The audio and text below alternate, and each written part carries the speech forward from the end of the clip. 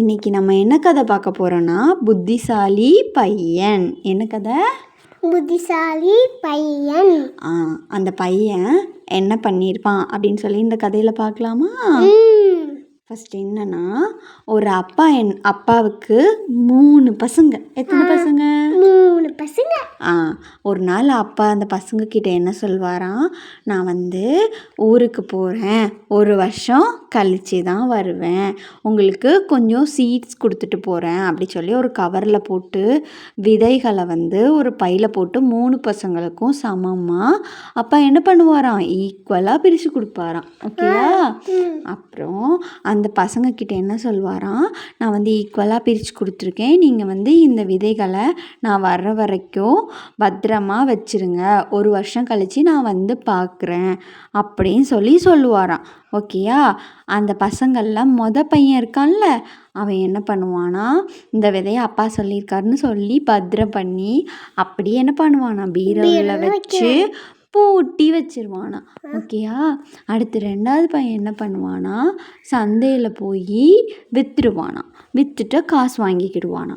3வது பையன் யோசிப்பானா, நம்ம என்ன பண்ணலாம், என்ன பண்ணால் இந்த விதை 1 வருஷம் கழித்து வரும்போது சரியாக இருக்கும், நல்லா இருக்கும், என்ன பண்ணால் அது க்ரோவ் ஆகும் அப்படின்னு சொல்லிட்டு யோசிப்பானா.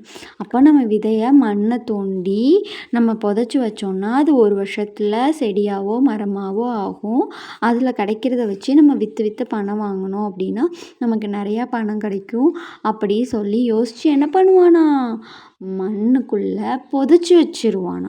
அப்புறம் அது 1 வருஷம் கழித்து பழம் வருமா, அந்த பழத்தை 1 டைமுக்கு ஒவ்வொரு ஆட்டியும் அந்த பழம் வரும்போதும் அவன் கொண்டு போய் என்ன பண்ணுவானா, விற்று பணம் வாங்கி நிறையா பணம் சேர்த்து பணக்காரனாகிடுவானாம்.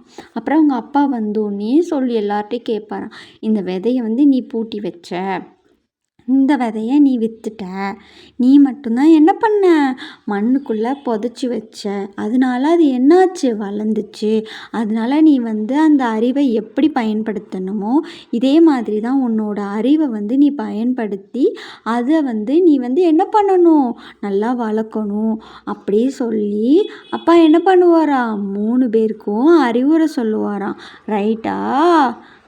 இதே மாதிரி தான் என்ன பண்ணணும், நம்மளும் அறிவோடு நடந்துக்கிடணும் அப்படி சொல்லி இந்த கதை நமக்கு என்ன பண்ணுது, புரிய வைக்குது. தேங்க்யூ ஃபார் வாட்சிங்.